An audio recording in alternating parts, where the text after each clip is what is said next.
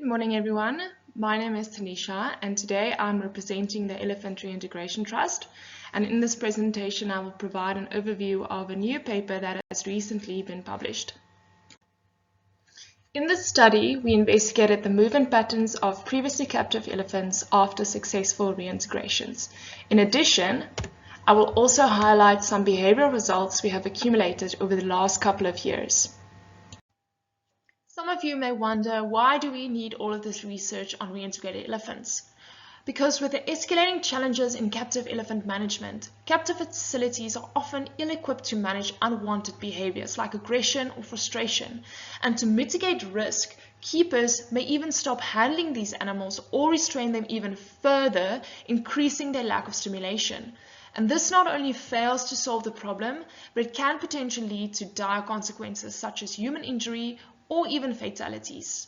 Therefore, the study of elephant reintegration emerges as a pivotal area of research, primarily addressing the enhancement of animal welfare. Several elephant reintegration projects have been undertaken and documented over the last 2 decades. As you can see on the slides, I've listed multiple parameters that these studies have used to determine the success of the reintegration. However, there's a notable lack of studies focusing on the above-mentioned long-term success metrics like adaptability and flexibility. We were particularly interested in movement patterns because parameters such as utilization distribution area and daily displacements and movement speeds can all provide valuable information about an elephant's behavioral adaptability and flexibility to environmental changes, including seasonal variations in resource availability and extreme weather events. As you can see on the slides, there are several factors that can influence the movement patterns of wild elephants in open systems. But studies that have investigated the movement patterns of previously captive elephants are sparse, especially those who have monitored released elephants over 4 years, a period deemed necessary for elephants to adapt. The primary goal of this study was to see if the flexibility and adaptability of movement patterns of these elephants can be considered as a component of determining the success of this operation. So the first question we asked is whether rainfall season and different periods of the diurnal cycle influences these different movement parameters. And the second question was whether the elephants demonstrated an adaptability to seasonal changes or the diurnal cycle when they've been roaming free for 4 years, or did they adapt their movement patterns immediately after release. Okay, so where did the study take place? It took place on 2 private game reserves. The one, Kamab, is situated in the Northwest Province, and Shambhala is situated in the Limpopo Province, and both these reserves are in South Africa. As you can see on the slide here, Shambhala hosts a total of 14 elephants, of which 10 were previously captive, and Kamab currently hosts a total of 19 elephants, of which 6 were previously captive. It's important to note that in 2020, a herd of 6 wild elephants were translocated to Kamab, and we only monitored the reintegrated elephants during the 4 years of this study. As mentioned by Brett, the reintegration process consisted of various stages which differed for the Shambhala elephants and the Kamab elephants. The Shambhala elephants did not have to be translocated to a new reserve, whereas the Kamab elephants were translocated from Letateng Game Reserve to Kamab. So how do we collect the movement data? Well, we fitted GPS collars onto key individual elephants to monitor their movements on an hourly basis. And for both elephant groups, the data collection started as soon as the Boma gates were left open and their movements were no longer managed by the handlers, and it consisted of 2 phases. So during the first phase, the initial movement patterns of the elephants on both reserves were recorded from month 0 to 12. And on the second phase, we investigated how the elephants' movement changed when they had been roaming free for more than 4 years. And it continued over a period of 12 months. To process the movement data, we calculated the utilization distributions and the utilization distribution areas. The complete movement path of each herd was subset into wet, autumn, dry, and spring season.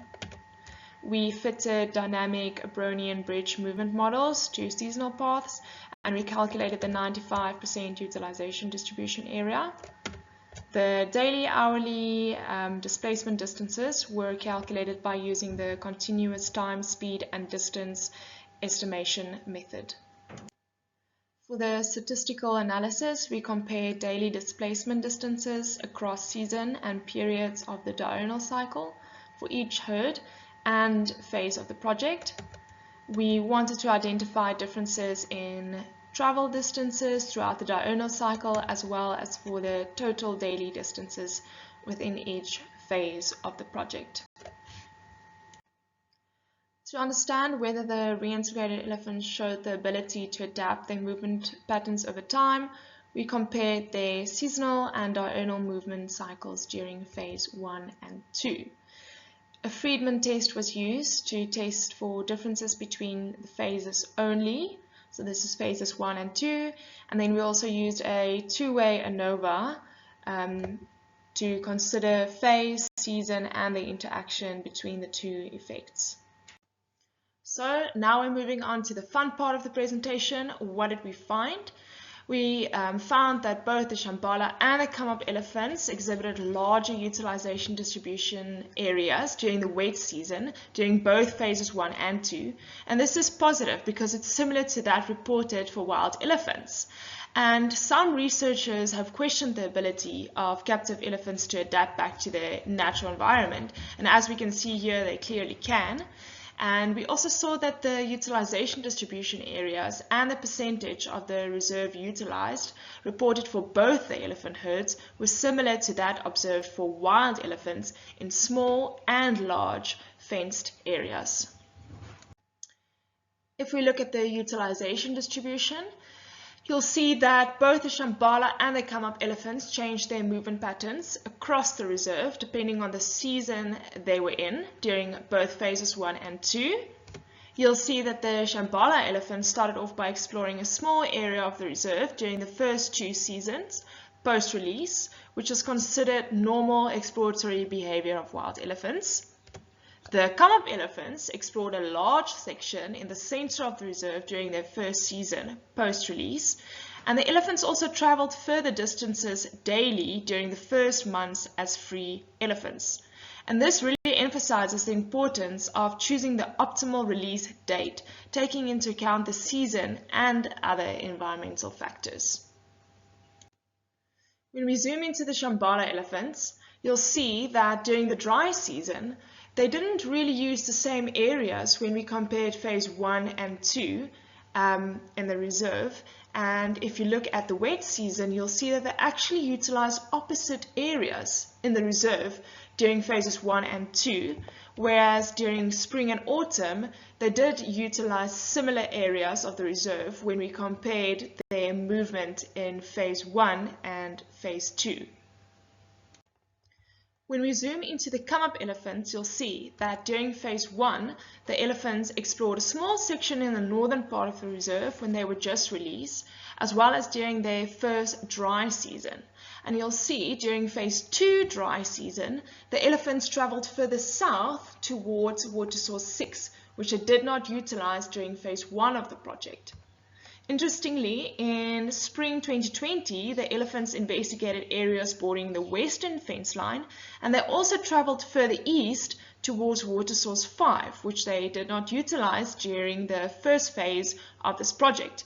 And the movement could have been influenced by the wild herd being translocated and providing just a little bit more confidence to travel further distances and explore different areas of the reserve.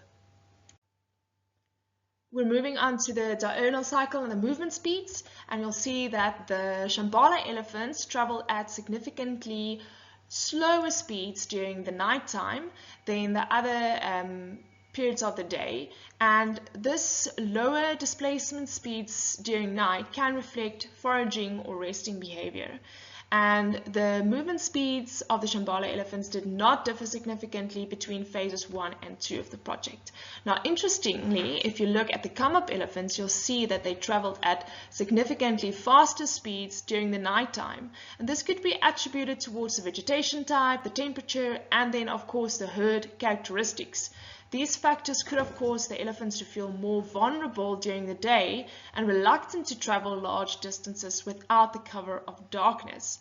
And it's also interesting to note that the elephants on come up moved at significantly faster speeds during phase 1 than during phase 2 of the project. Lastly, if we look at the daily distances traveled, you'll see that both the Shambhala and the come-up elephants traveled far distances during autumn and spring season during the second phase of the project. Both these seasons are transitioned from wet to dry and vice versa, and the reserve's habitat comprises of a vast variety of food resources, and these food resources will inheritably be at optimum grazing physiological stage during different times of the year, and will therefore result in animals having to travel different distances throughout the seasons. You'll also see that the Shambhala elephants traveled significantly larger distances during phase 2 than during phase 1 of the project, whereas the come-up elephants actually traveled significantly larger distances during the first phase of the project than during the second phase. So what does all of this mean? We saw that both the herds used different adaptation strategies to adjust their movement patterns in response to diurnal and seasonal variabilities. A really big positive is that even though these elephants have been in captivity for many years, they were still able to acquire knowledge and alter their movement strategies over the years as roaming as free elephants. Reflecting on what could have contributed towards the resilience of these elephants, we found that the appropriate release date, available habitat, and of course space for the elephants all played a substantial role in ensuring the success of this operation. We would really like to say thank you to Shambhala and Come Up for granting us access to the collar data of these herds. HSI Africa provided a grant to ERT to produce this study, and they also granted us access to their collar data obtained from the collar they supplied as part of the immunocontraception program on Come Up. Okay, just to end off this presentation, as I mentioned, I would like to highlight some results from our studies that we conducted on the Shambhala elephants throughout their transition from captivity. We wanted to test whether certain behavioral responses could be used to indicate the welfare of these elephants during this transition period. So what did we measure in these studies? We looked at different behavioral categories like stress-related behaviors all the way up to social behaviors, and we really wanted to understand how these parameters change over the reintegration operation and when the elephants have been roaming free for more than 3 years. We really saw interesting results in the two studies. In the first study, we saw that the stress-related behaviors increased from the ridden phase to when the elephants were released, and they decreased again after the elephants have adapted to their environment. A big positive, we didn't see any stereotypic behaviors once the elephants were released. In the second study, the elephants showed significantly higher frequencies of frustrated behaviors during the stable phase than during the BOMA and the release phases, and these high frequencies can be attributed towards factors like restricted movement or choice of social companions and maybe the lack of ability to escape certain pressures. And lastly, we showed that the elephants showed significantly higher frequencies of social behavior during the stable phase than during the BOMA and release phase, and they also showed high frequencies of social behavior during the free phase. Interestingly, the types of social behavior shown in the stable phase was linked to more reassurance behavior like trunk to another elephant's mouth or another elephant's body. In the second study, we zoomed into detailed behavioral frequencies, and an interesting thing that stood out is the swing trunk through leg or to foot behavior, which was significantly higher in the stable phase than the release phase. And some elephants showed this behavior 5 to 6 times per minute in the stable phase, which suggests that self-directed behaviors can represent a form of stereotypic behavior with no obvious function.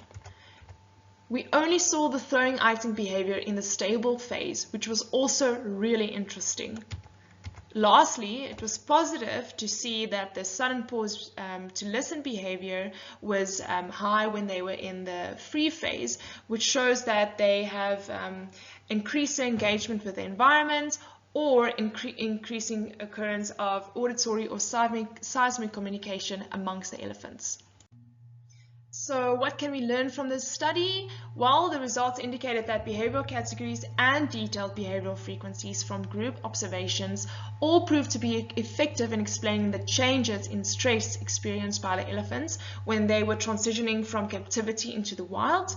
And the study also suggests that the frequency and the array of specific behaviors and behavioral categories did differ between different phases of reintegration, although not all were significantly different. And lastly, a big thank you for the opportunity to present our work today and to everyone that came and listened to this presentation. Have a lovely day.